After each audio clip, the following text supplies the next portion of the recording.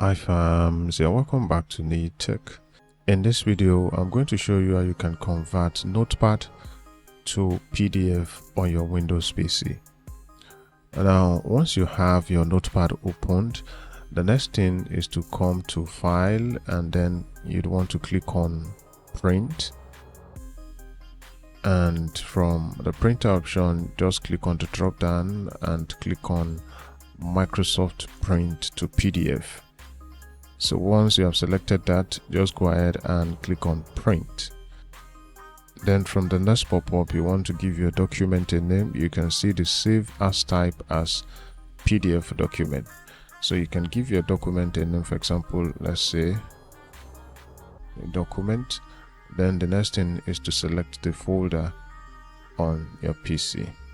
I'll just pick the document folder and then click on Save.